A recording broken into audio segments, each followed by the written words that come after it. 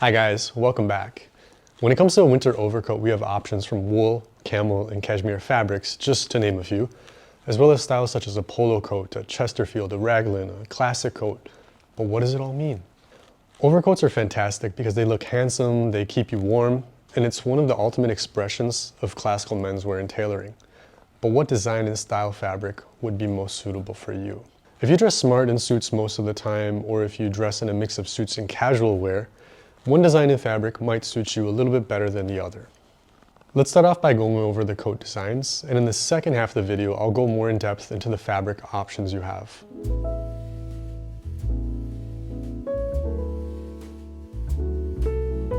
A classic double breast or single breast coat is a good starting point.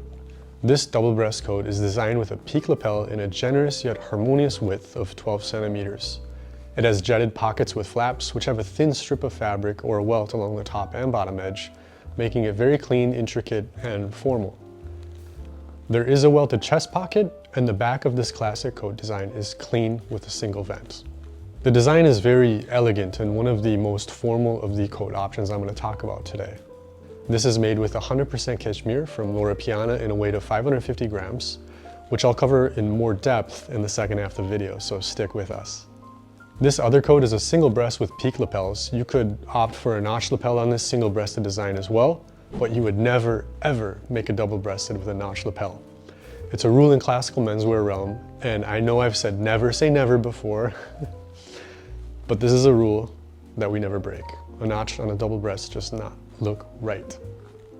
You may notice that the pockets on this single breasted design also differ from the double breast. These are what we call slash pockets or slanted welt pockets. I designed it this way because the pocket is easier to slip my hands into if I don't have gloves and simply just want to keep my hands warm. The single breasted coat is also made with a clean back and a single vent. I made this using 100% camel hair in a weight of 550 grams from Piacenza, and I'll talk more about that later. In both cases, I chose to make the length of these below my knee.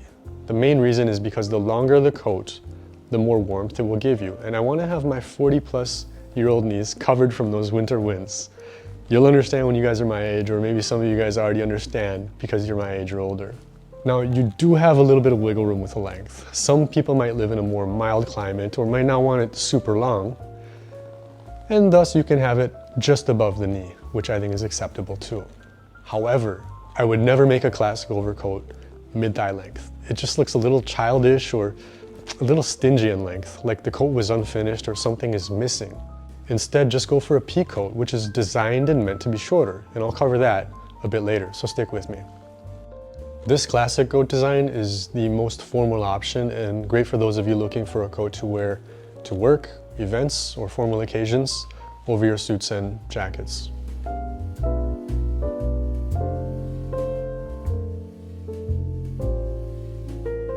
The polo coat got its name from the game Polo, where the players would actually wear this coat between games or during breaks, meaning it has a sporty or more casual beginnings. Can you guys imagine if athletes wore this at halftime nowadays? There are other names for this coat as well, such as an Ulster coat, the martingala, with slight variations on the design. It can be a little bit confusing. When I first got to know this design, I knew it as a polo coat, so I'm going to call it that, and we'll talk a little bit more about the design elements. At first glance, the collar and lapels have a striking difference and is called an Ulster collar. Ulster is one of the 4 traditional or historic provinces of Ireland, and I think it must have been very cold and windy, which led them to design this collar, which you can flip up and it'll protect your neck from the elements. The lapels can also fold over, creating a double layer of warmth against the wind and cold. This one was made by B & Taylor and is one of their iconic designs. I commissioned this with a heavy and dense 720-gram Pecorino pure undyed wool from Loro Piana. This is the heaviest of my winter coats, and the fabric is very dense. The pockets are called post box pockets, which is a mouthful, and it's a combination of patch pockets and jetted pockets with flaps.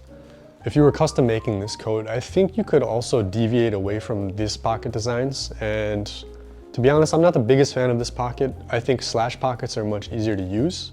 However, since it's a polo coat, I decided to keep with that traditional design. The sleeves also have a turn back cuff with no buttons.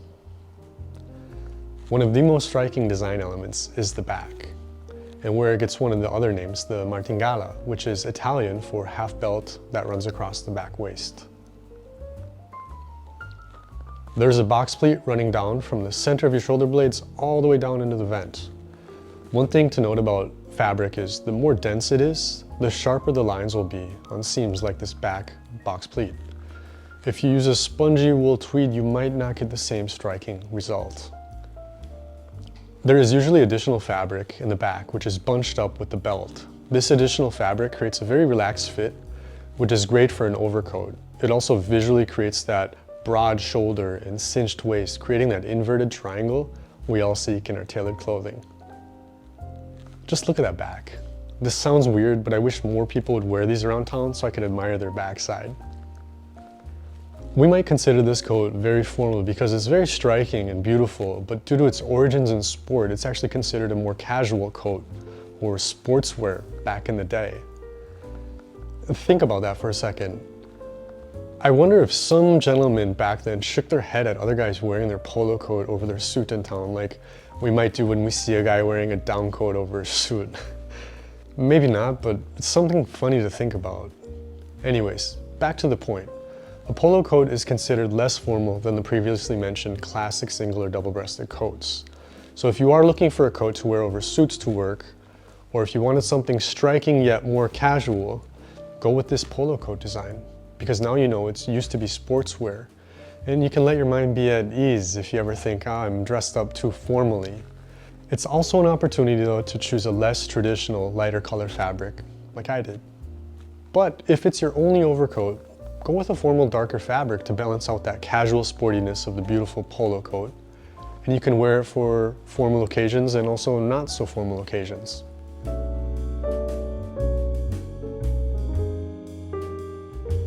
Next up is the raglan coat, which describes the sleeve design. It's made with a one-piece collar over the shoulder and down to the edge of the sleeve.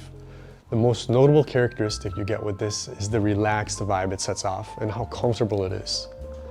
The sleeve design makes it easy to throw on over tailoring or even knitwear, and the relaxed, generous silhouette also adds to the casualness of the coat. This one is made with a heavy 600-gram tweed from Levant Mills, which I'll get into more later in the video. This single-breasted design is known as the balmacan and has a fly front which conceals the front buttons, and I think this was originally meant to keep the buttons from snagging on anything if you're walking through the forest or doing anything outdoors. This collar is also known as a Prussian collar or a turn-down collar, and it can also be flipped up to keep your neck protected from the elements. The pocket design on this is a slash pocket and very easy to slip your hands into, which I like. I prefer these pockets as they kind of go with the overall casual design, but you could also design this with postbox, patch, or jetted flap pockets as well. There is another design with the raglan sleeve, and that's the double-breasted model. I really like this one for the wider, broader lapels, which you can fold over to create a little bit more warmth across your chest.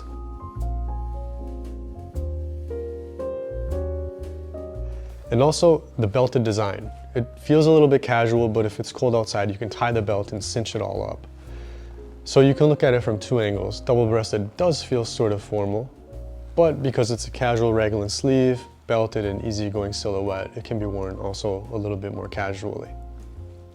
It's hard for me not to love a raglan coat design for that casual, comfortable, and relaxed silhouette. It really works perfectly over tailoring or your casual wear. Nowadays, this coat would probably suit most of you who are looking for a long overcoat, regardless if that's with your smarter, suited up outfits or with your casual wear.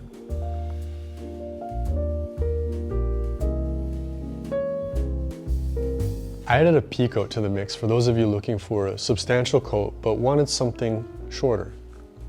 Similar to the polo coat previously mentioned, it has an Ulster collar. The design also has roots in the Navy, and as you can imagine, a sailor in the cold Arctic Sea could probably benefit from a flipped up collar and that double breast that can be folded over the chest for extra warmth. This one has slanted chest pockets, and I like to use those to tuck my hands in to keep them warm, as well as my body, since my arms are going to be held close to generate a little bit more heat. I look at a peacoat as a bit more sporty and casual, so that is usually what I'm wearing it with. However, I could also wear it over tailoring if I needed.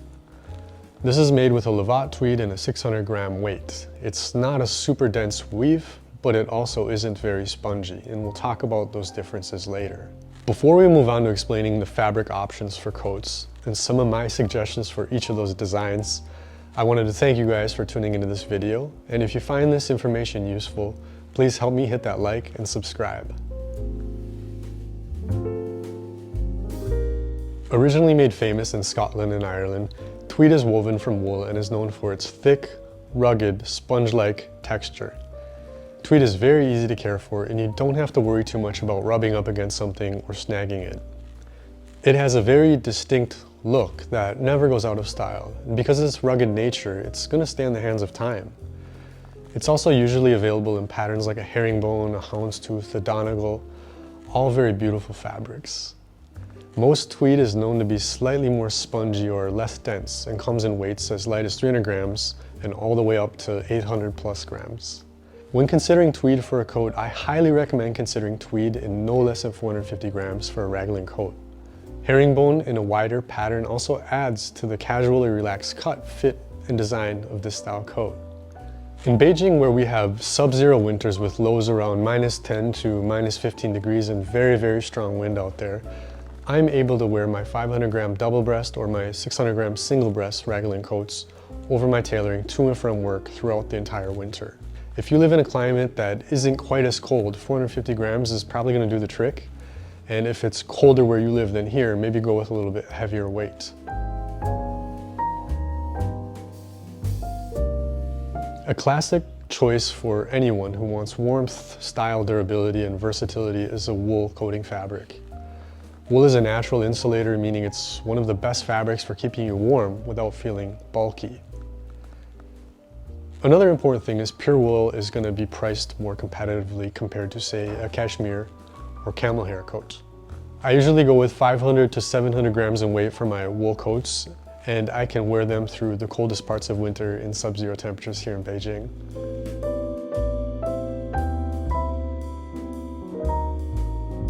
Kashmir is made from the soft undercoat of cashmere goats, and it's known for its ultra-soft, luxurious feel.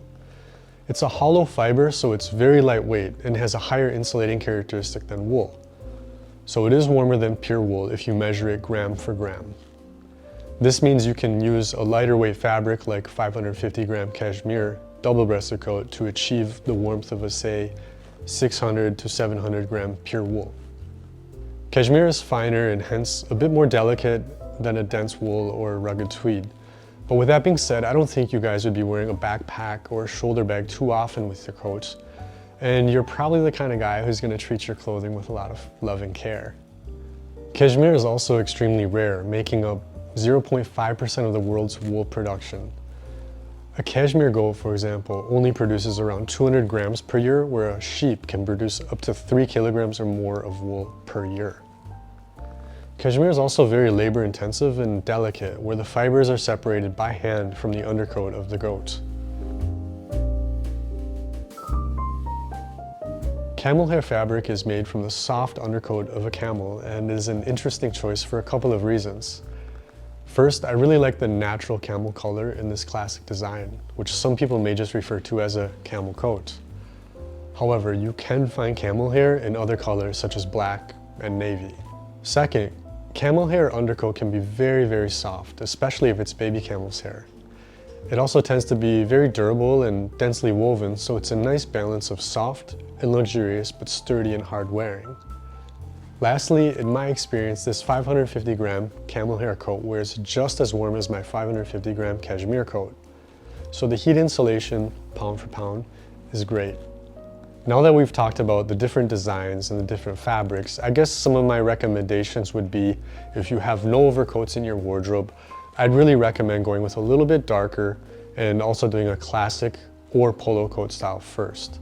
But with that being said, it's hard to get by without a raglan coat, which is a little bit more casual, and they work really well in more of an earthy tone, such as a brown, green, tweed, or a lighter color as well. Thank you guys so much for watching. I hope you're able to walk away from this video with something new you learned, and instead of wearing a down coat over your suit, go for one of these beautiful overcoats. It's a classic and an investment for a lifetime. See you guys next time.